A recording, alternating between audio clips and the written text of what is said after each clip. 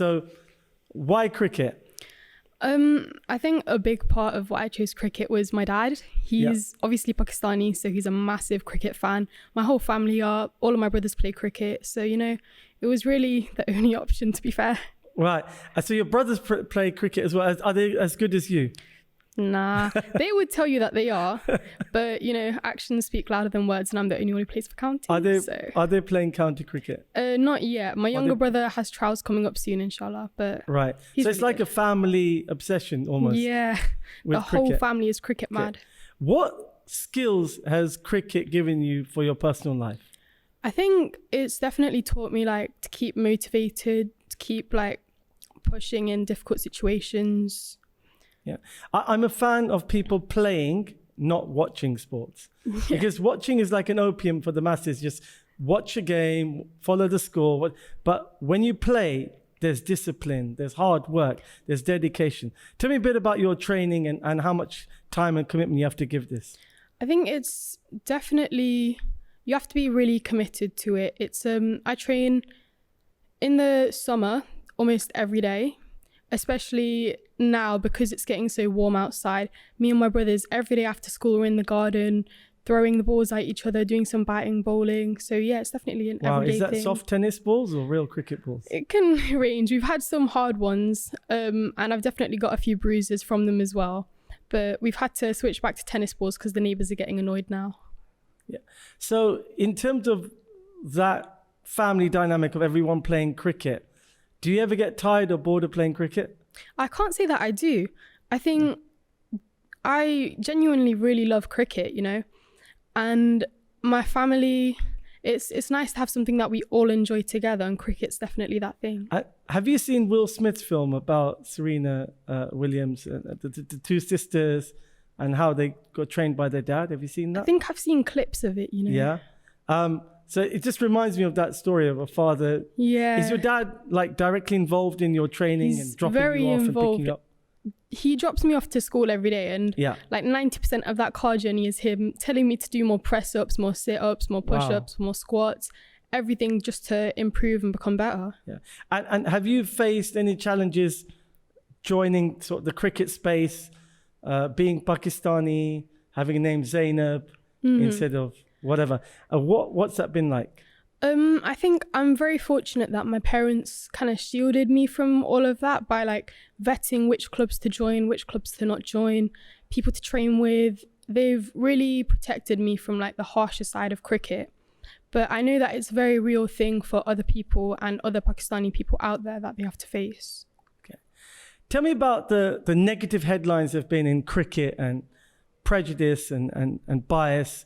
Anything that you know about, tell me about it. I think within cricket, unconscious bias is very real. I think not in the counties that I play for or any of the clubs that I play for, but I know that it's very real that some coaches are more likely to pick people that aren't from an ethnic background just because they're more close-knit and they do more things together, like drinking, all of the after-game social aspects that I don't do. They all do, and it kind of brings them a little bit closer, and they're more likely to pick those people in teams. Right. And when you say that, have you faced any of that prejudice, or you say you've been lucky in terms of where you are? Yeah. Do you know of any other cases where there's been racism or prejudice or people suffering this injustice? I know a few people that have gone through those kind of things. But not even being of South Asian background, it's just being a girl in cricket can be quite difficult. If you're playing in a mixed team, which a lot of the teams that you can play for from a young age are mixed teams, people are less likely to choose you in the teams. They're less likely to put you high in a batting or bowling order. It's just you have to work a lot harder to get to the same place. Right. You have to work harder. So let's talk about the challenges of you being a young, mashallah, a young sister and a daughter to us. What's it like growing up in today's world with, your phone, friends, peer pressure, everything around you, the temptations? What's it like? I think it's quite difficult because there's just so much going on as you grow up, and especially because you have social media and everything now. It's just something else that you have to try and fit into your life. But I feel like as long as you know who you are and you like kind of stay true to yourself, you're on a clear path really. So what's the worst things about social media? I think there's a lot of pressure from other people, and you have a lot of influencers that are trying to get away their way of living, and you just have to kind of figure out who you want to be after being influenced by so many people. Young people are spending up to 10 hours a day on gadgets, up to 10, even 11, some are average of 3 or 4. But imagine somebody using their phone or being on it all day. What impact does it have? I think you are just influenced by so much, and it's like your brain isn't supposed to process that much information in a day. Whereas like on TikTok, if you're scrolling, you can watch so many different like genres of things in like 10 minutes. It just has your brain spinning.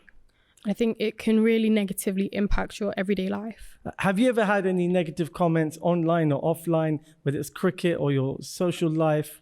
What's it been like? I can't say I have online because I'm quite a closed person online. And you know what? I do think I've been very fortunate offline as well, that I've had a lot of support from family and friends rather than like negativity.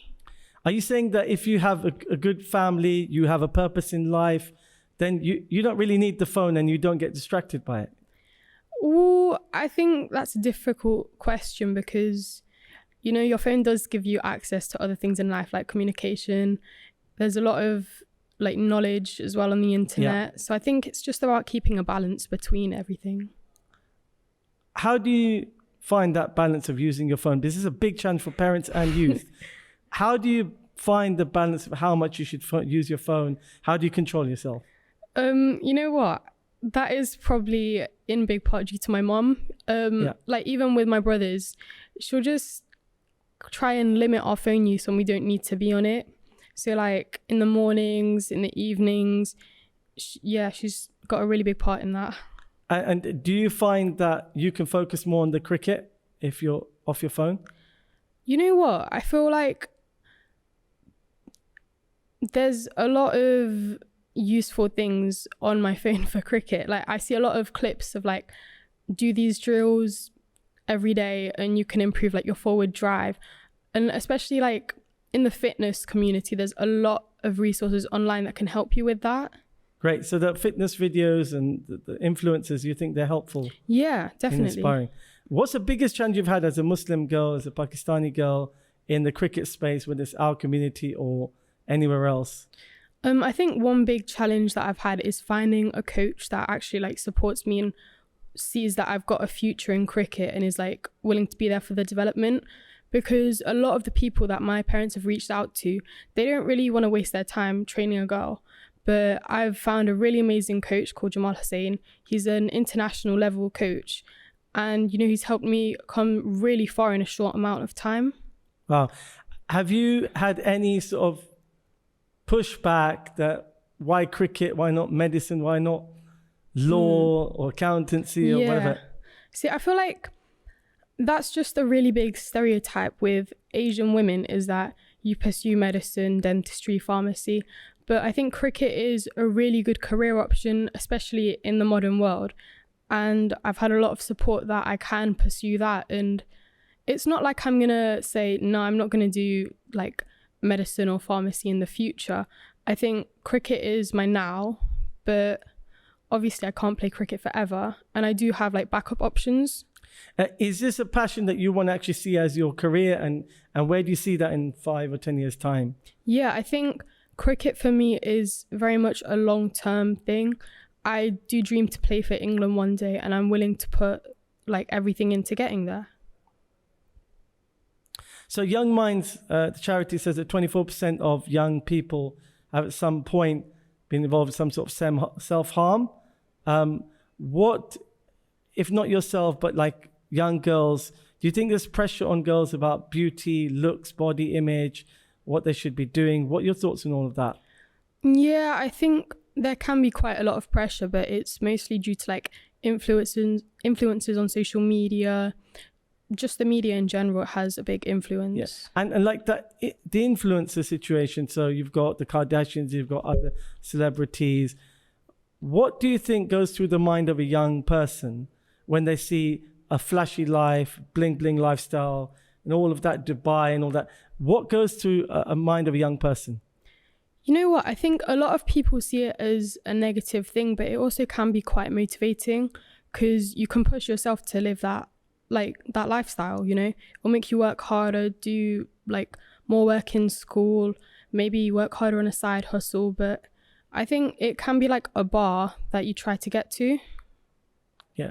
So in terms of like the possible sexism in society, what are your thoughts on like how we can help have that respect for men and women and their roles and who they are in society? So what do you think can be done to sort of make that societal change? I think it's just about supporting each other really, and like just raising awareness, you know. Raising awareness.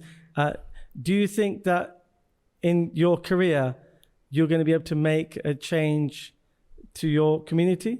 Hopefully, you know, that's one of my aims, is to really help South Asian communities be more accepting of women in cricket, and not necessarily just in cricket, but in sport, and staying fit and being active, because it's a big stereotype that Pakistani women aren't active and they're like unfit, which is not at all the case. I know so many Pakistani women who are really fit, they play loads of sports, but you know, society doesn't really see that, and even our own community, they don't support it. Zainab, that's a brilliant point. We'll continue after the break. Let's talk about health and wealth, and we'll see you after the break.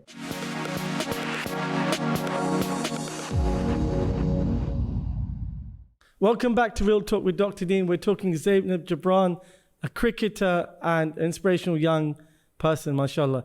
So Zainab, we were talking about wealth being a motivator. You know, you're saying about social media, you might see something on there that is maybe, is it private jets? What is it? It's just, you know, there's a lot on social media that you can really look at and be like, I want that lifestyle. Yeah. And, you know, if you have the right kind of influences that you're following, it can really be a motivator for you to work harder. What's that lifestyle? Is it Lamborghinis and swimming pools? Is it the fitness people?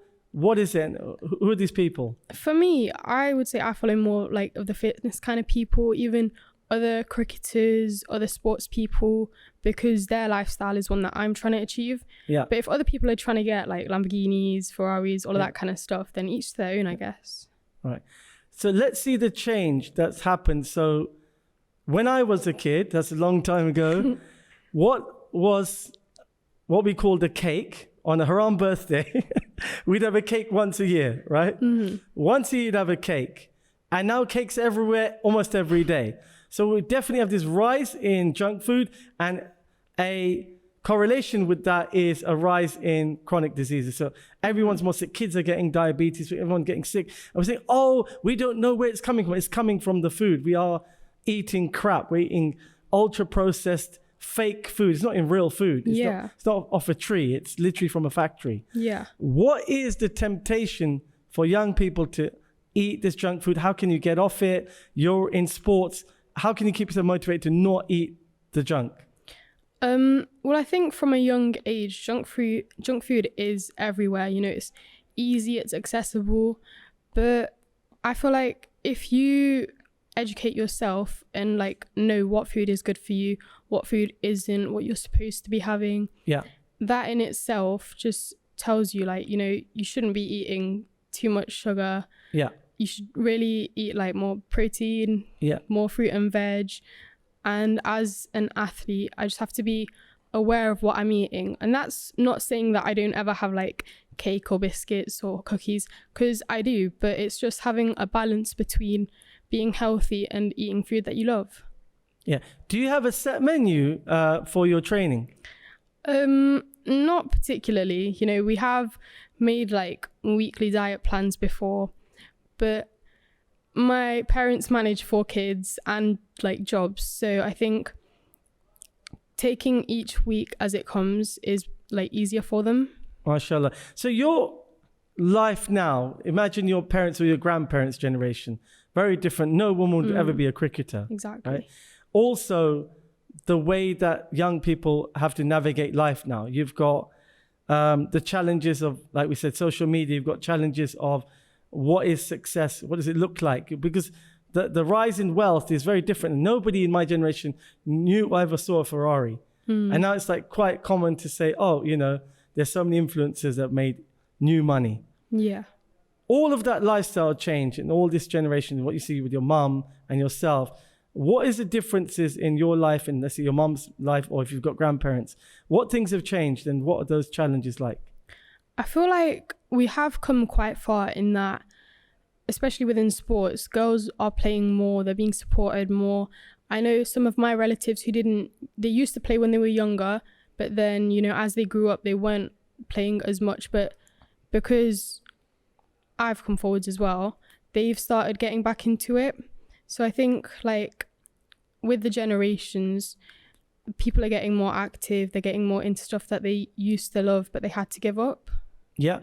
And in terms of school life or college life, I used to visit schools quite regularly before COVID, and I went to one school and they had basically the toilets were like a mixed gender toilet. Anybody could use the toilet. And I asked the kids and the kids weren't happy with that. Are there any changes you're seeing in school now, in society, that are sort of like things that you might think are not what they used to be, they're challenging? What are your thoughts on that? Is it a difficult question? Yeah, I think that's a difficult question to answer, to be fair. Sorry? I think that's a difficult question to answer. Okay. So in terms of like it being difficult, why is it a difficult question? I think there's just a lot going on in society now, you know, a lot of changes, a lot of new stuff that's come in, a lot of old stuff that's gone out. And what do you think is the role of a man and a woman? Oh, that's a difficult question as well, you know. Why is it difficult? It's just, I think it's a political question. So when you, inshallah, you progress in cricket, you play for UK, United Kingdom one day, or England. Is it England, yeah. It's going to be England team, Yeah, not UK. inshallah. That's how much you know about cricket. So you're going to play for England, inshallah, and then you get married, inshallah, one day. And then are you going to do the housework and play cricket? I think I can just keep playing cricket, you know. You can play cricket? Yeah. And husband's going to... He can do what he wants. He can do the housework. That was a trick question. So should a woman even be doing the housework? You know what? I think it's fair to split things evenly, you know? Yeah. Like my parents, my dad and my mum, they both do stuff in the house. And I think they've set a really good example for me and my brothers. Do your brothers help out in the house? Definitely, yeah. Do your brothers iron their clothes? You know what? That's funny because this morning I even ironed my brother's t-shirt. Yeah. But I will say that's because I'm 17 and out he's of love? 12. More of him not being able to do it himself. Okay. How old is your brother? 12. 12. 12? I thought 4. Okay, he's 12. Okay. Mm-hmm. And do your brothers look up to you as a role model? You know what? I think especially my youngest brother, he plays cricket as well. Yeah. And he comes everywhere with me. He's been to all of my matches this season. He even comes to my training. And I like to think that I help him out. Does he encourage you? He definitely does. He encourages me to be my best by irritating me. Because he'll be like, I'm faster than you at bowling. I'm a better batter than you. So there's a positive competition going on. Yeah, definitely. And is he working out physically or just playing cricket, or is he doing like exercises with you? He does both. Whatever I do, he does basically. So like I said, we come home, we play cricket for a bit. If I'm going to do a workout, he'll come with me and do it as well. You said you play cricket on the weekends, is it? Or do you play weekdays as well? Every day. Every day. Weekdays, every day. weekends. And who are your role models in the cricket world? Well, I would say my dad, because, you know, he used to play cricket as well when he was a kid. Yeah. And he just makes me more determined to do well every day, because he gives me new things to do every day. He's like, Zainab, today do like 40 press-ups, do 100 sit-ups, and it just makes me want to do better. Yeah. Isn't that a bit harsh? Should he be softer with you and mollycoddle you? Or do you think asking your daughter to do 40 push-ups, is that a good thing? I think that's a good thing. I think it's because if you don't have anyone pushing you up a hill, you're going to fall back. And my dad is pushing me up the hill. And do you think kids are too soft or too sort of overprotected nowadays? I think they can be either. I think some parents can be really harsh on their kids, but some are really soft on their kids. Yeah. And it's just, finding the balance. And so it's about that discipline. Mm-hmm. Yeah. So are you self-motivated, or is your dad pushing you, or is it both? I think it's both. I think I've definitely got a clear aim in mind of where I want to get to in cricket, but my dad helps me get there by giving me like small pockets of motivation and stuff. Great. And you being like a role model, being Muslim, what is it like for, let's say, when you're training for Ramadan, or you need to pray on the field? What is all of that like?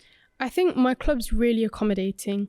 In Ramadan, we had like a few training sessions, but there was one where they had pizza afterwards, and they like waited until iftar so that we could all eat it. And with praying, a lot of the places where I go to play, like the clubs that I play against, they have special rooms where I can go and pray. But yeah, everyone's really accommodating now. Great. We're just going to take a break. We'll see you after the break with Zainab Jabraan. This is Real Talk with Dr. Deen.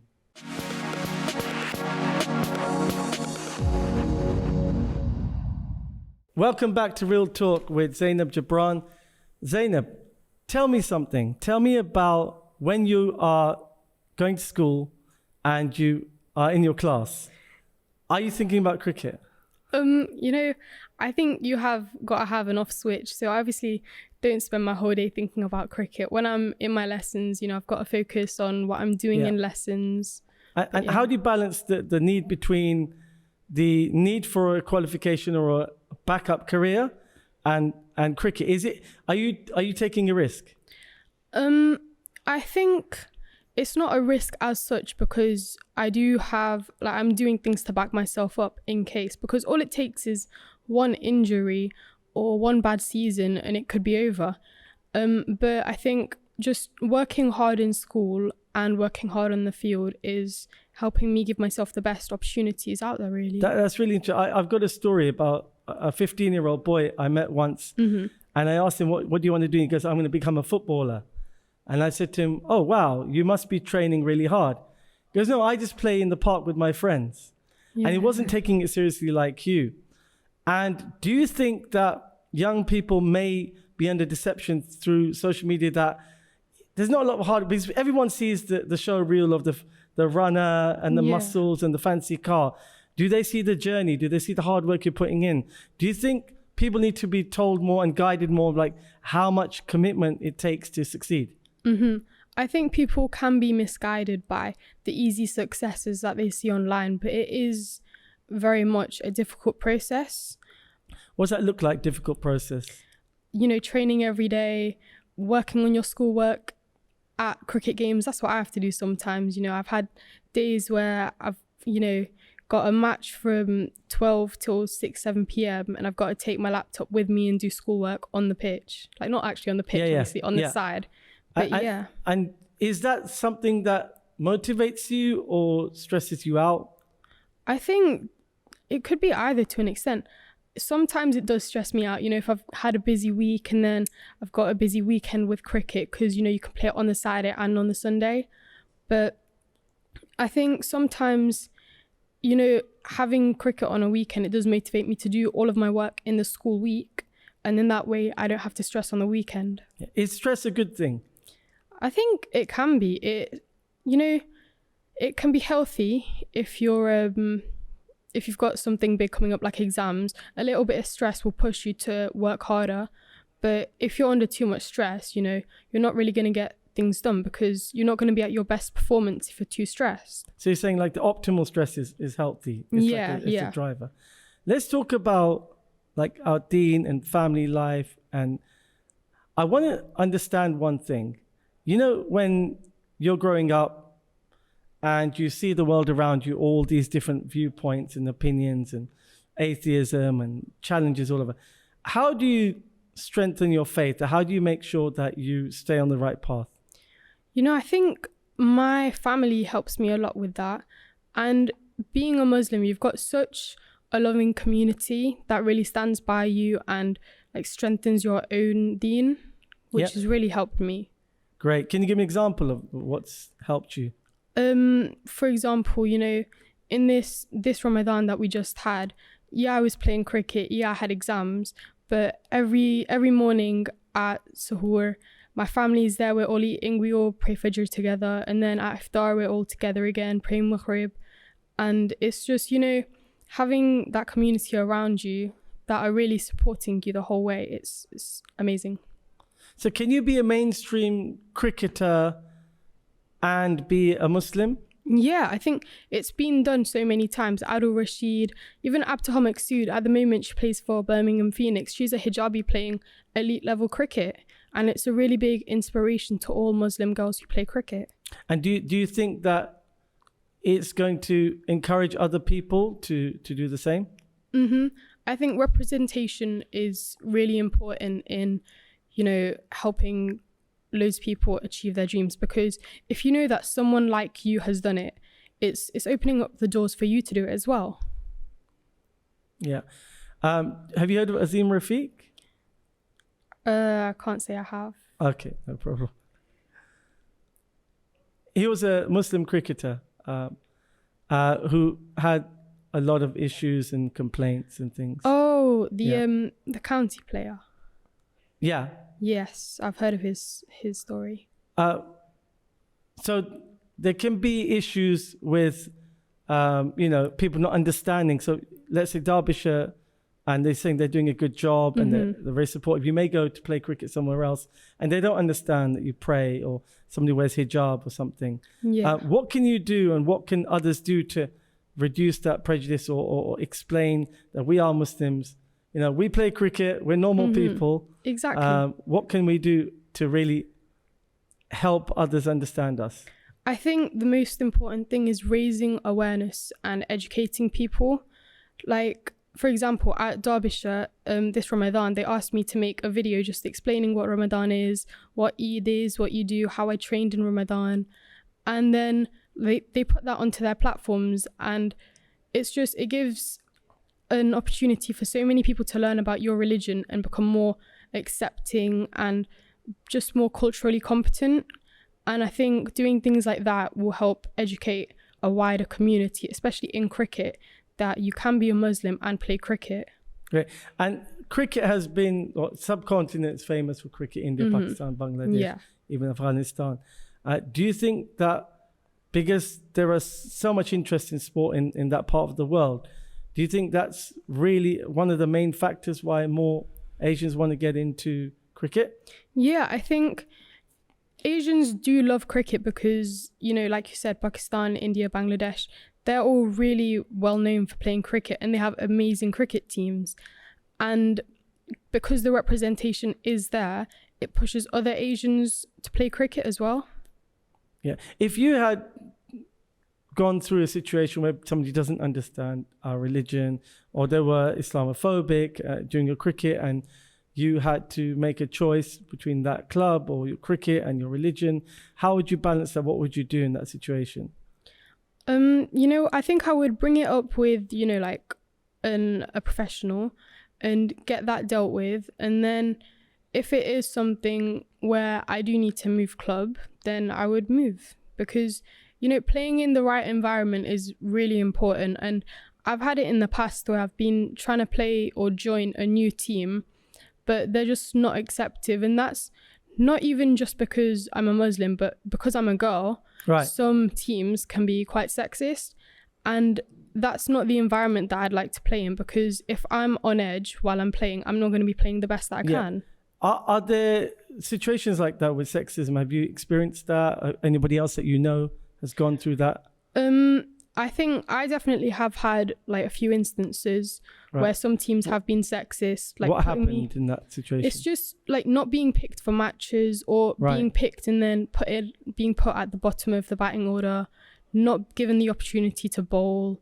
It's something that just makes you feel like looked over in the game.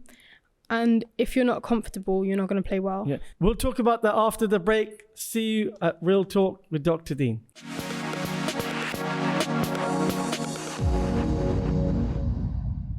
Welcome back to Real Talk with Dr. Deen. Going to continue with Zainab and talk about prejudice, sexism, what it's like to be a girl in this industry, this field. So what were those incidents like? What actually happened? So what happened is it was like I wasn't being chosen for teams. I was being put in at the bottom of the batting and bowling order, not given the opportunities to actually show my skills. Is it because you weren't good enough, or do you think they were just it was prejudice? You know what? I think because it was from a young age, everyone's at basically the same level. And I think it was definitely sexism in that there were people that were worse than me being put higher than me and being given more opportunities than me just because they were guys. And when you said the male and female, do they play together? Yeah. For me, you know what? When you're playing under 15s and that kind of age bracket, a lot of the teams are mixed because there's not many girls teams out there, right? Or they're not locally like more accessible as the mixed teams. And what's the attitude of the boys? It's just they're very, they're just boys. Okay, boys will be boys. Okay. Yeah. Now, in terms of that situation, like let's say, who do you go to? Who do you speak to and say, look, I'm good, and I'm going to prove myself? Is there a voice? Is there is there a need for more Muslim women in sport? Do you think is that an issue, or was it the Muslim community? Or what would help that situation? You know what? In these situations, I would always go to my mum first because especially because all of her kids play cricket, but she's come into the cricket like segment a lot more. She coaches, she manages teams, she does scoring, and she's really able to like navigate it better and question the coaches and the captains and really ask the difficult questions. Yeah. In this world we live in, where with social media, a lot of boys are getting really messed up in terms of how they see women, how they view it. So we have an extreme, there's lots of data on this in terms of how some young men, not all, don't view women with respect, or they see them in a degrading way. But it's also the other way around. There are women who don't respect men and, see themselves as maybe superior. It can be both ways. But in terms of boys that may have that attitude, have you ever experienced anything like that at school, and what's the counter for that, and what can you do about that? I think, again, I am lucky in that I haven't faced that myself, but I know that there's a lot of like misogynistic influences that can influence guys by, talking about what they like and then like brainwashing them basically. Yeah. But in my case, like my brothers, they've been taught to be super respectful. The people that I go to school with, they're quite respectful as well. So it's nice that my community that I've really grown up in, I haven't faced that, but I know it's a real issue out there. Yeah, so we got Khadija radhiyallahu anha, who was a great role model and was an entrepreneur, a businesswoman. The Prophet ﷺ traded for her, actually. Where do you think women should be in British society, Muslim women? Where do you see, what's that goal, what's that vision for women? No, not just in sports, but generally, what do you think? Where should we be? What should our place be? What should the place of women be in British society? I think women should just be respected overall. And, it's difficult because in today's society, everyone has different views, but essentially, women should be respected and looked after, and they should be especially in the working world, they should be in every segment. They should be like represented in every industry because, there's a massive population of women, and it's just really important and to have awareness. Can we ensure that mental health of young girls is to nurture them, we help them be resilient, be respected and respectful? So it's all these relationships are two-way things. How can we strengthen mental health in young women? I think it's about having the right nurture as they grow up, the right environmental factors, especially in schools and stuff, being taught the right kind of stuff. Yeah. Do you think that there are daily habits that help with mental health? And what are they? I think it's just about staying organized, staying like clean and healthy, working out, even if it is going for a walk every day, as long as you're getting fresh air and you're moving, Brilliant. it's really important to just Amazing. keep going. So al-haraka baraka, like there's barakat in movement. So the more you move, and you're very active, mashallah. That's such a brilliant advice from you about being active, keeping your room clean. Is your room tidy if I go there now? You know what? I can't see it is now. I think if you've had a busy week, your room can get a bit messy. Yeah. But generally, you keep it tidy. Yeah, fairly? definitely. I think my mum's definitely on me about that a lot, about tidying up my room. But I feel like if you've got a clean room, you've got a clean mind. Absolutely. So my best friend said that to me, said that if your room is clean, your life reflects that room. If your room is messy, it could be just for the day. But generally, if your life is...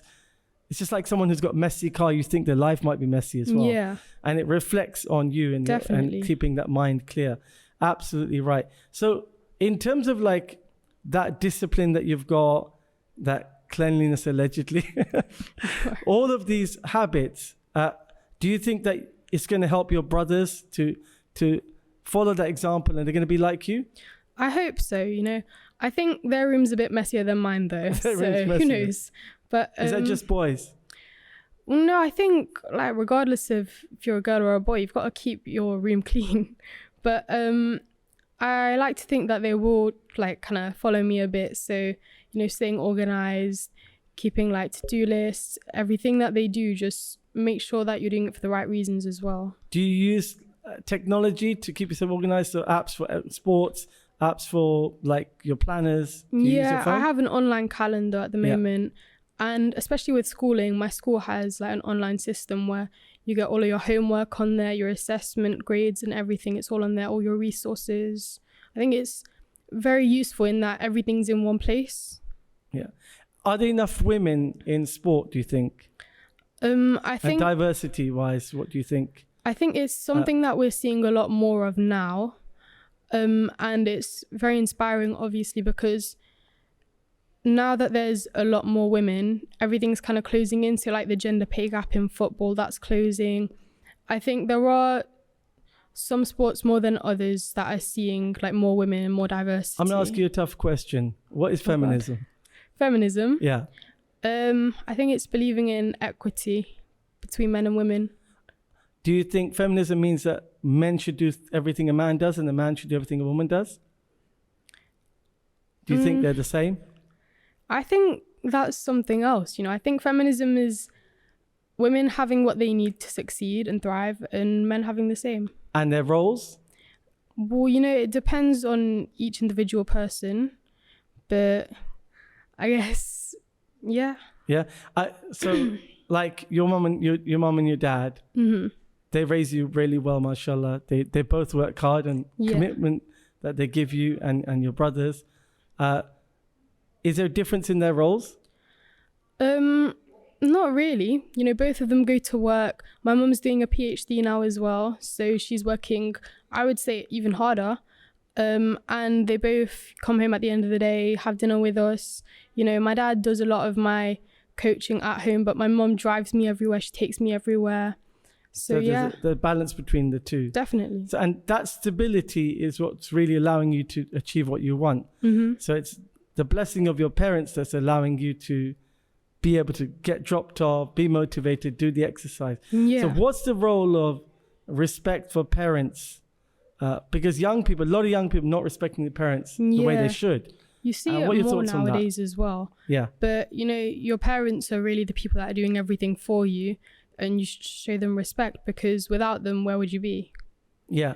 So do you think that that's something missing in some young people? Yeah, definitely. Respecting their parents? And it's a lot of like the media, like even the stuff you watch on Netflix, everything it's difficult now because you get some shows where, you know, kids aren't being respectful. And then if you're watching it from a younger age, it can teach you that same stuff. Starts with cartoons, Netflix, films, Hollywood. The kids always rude to the parent. Yeah. And another thing they tend to show a lot of is a broken family with the dad's always a single dad. The hero of the movie is always a single dad. He's never in a stable family. Yeah. It's always promoting this idea of breaking up the nucleus, the family. And I think you're absolutely right. This is so important, that the respect for parents. Do you think kids get everything they need from their parents in most homes? Do you think they get more than they should? Do you think parents are too soft? I think it depends on where you're from, because I know there's certain like areas, even in like where I'm from, Nottingham, there's, you know, you've got the like more higher economical areas where kids are getting a lot from their parents and the parents are less involved. Yeah. But then you've got like, you know, poorer areas where the parents are doing more, but you know, the kids might not appreciate it as much. Yeah. What can make kids appreciate their parents more? It's just about, you know what, it's a difficult question. Do they need like a reminder? Why is it difficult to? Because kids should appreciate their parents, you know. If you're waking up every morning, your parents make breakfast for you, that's something to appreciate them for. If they're taking you to school, you've got to appreciate them for that as well. Do you think you're appreciative because you've got discipline? Because if you are a kid who's getting everything from the parents, but you're also maybe on your phone all day long, do you think that's a difference between you and some other kids? Maybe that discipline allows you to appreciate your parents more?